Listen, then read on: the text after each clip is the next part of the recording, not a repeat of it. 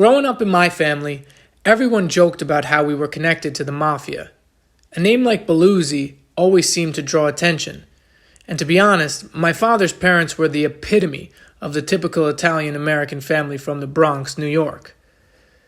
It wasn't until I started researching my ancestry that things started to get really crazy, and I found some interesting things about my heritage. Now, I don't want to glorify violence. I only want to imagine living a day in my great-grandfather's shoes. How would it feel to be the meaning of the word gangster? I would have never imagined this story, being that my grandmother was the nicest woman I'd ever known. She always said her father died before she was born. Now, the story was that he died of tuberculosis.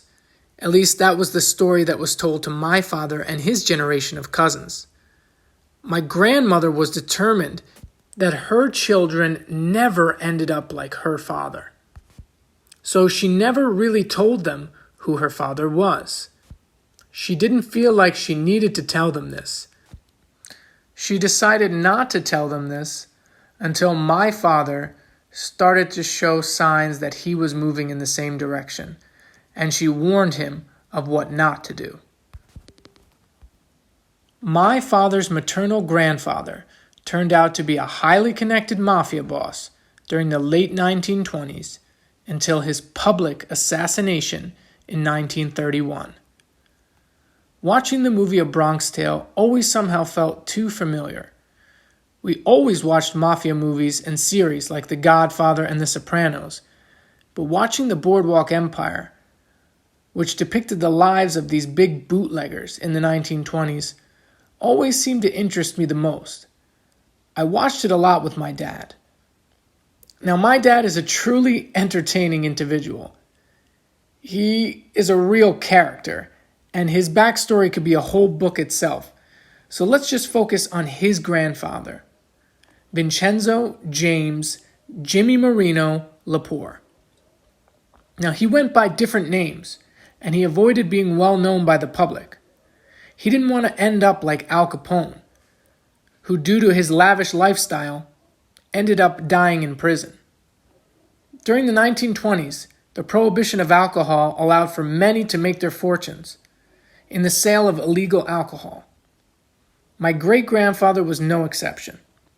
And during the Great Depression in 1931, my great-grandfather, Jimmy Marino, was living large. Known as the boss of the grapes, which is referring to the wine bootlegging, he was also the right-hand man of the boss of bosses, Salvatore Maranzano. Now, you might have heard of Salvatore Maranzano if you watched Boardwalk Empire. My father's grandfather was killed just after Salvatore Maranzano, only hours after, on the same day, September 10th, 1931. He was killed on the doorstep of a barbershop in front of his two daughters. My grandmother was only still in her mother's womb. And his death made popular the Night of Sicilian Vespers legend in the U.S. Mafia. Jimmy Marino was the middle child of Alphonse and Crescenza di Altri Lepore, and they were from the Abruzzo region of southern Italy. In the early 1900s, they immigrated from Italy to the U.S. Now, like in a movie, I can imagine my 6-year-old great-grandfather crossing the Atlantic Ocean with his family, as so many other Italians did, in October of 1905. They ended up in the Bronx, and this is where the movie The Bronx Tale fills in all of these blank spots in my imagination in visualizing how he got into the life of being in the mafia. Now, during what they call the Castellamarese War, Jimmy Marino made sure that Salvatore Maranzano came out on top, initially, of this war. Now, this war was between Maranzano and Joe Mazzaria. Now, the Sicilian-Italian underworld was in chaos. Lepore was known as a muscle man, So Jimmy Marino was a muscle man, a racketeer, the boss of the Grapes, right-hand man, underboss.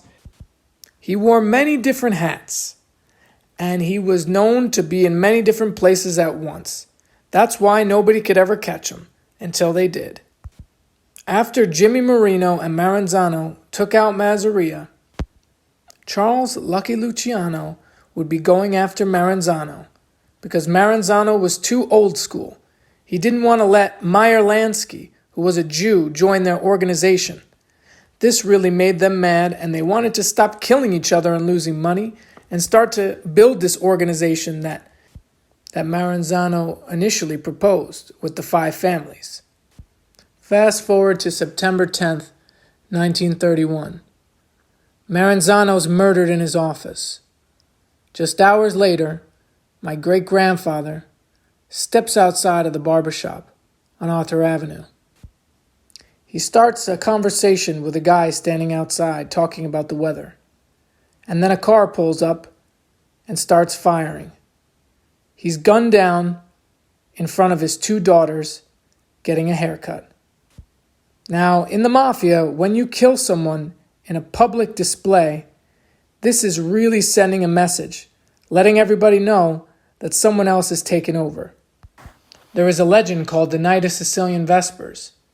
Now, this legend says that Lucky Luciano and Meyer Lansky tried to take out many people that were supporting Maranzano all in one day.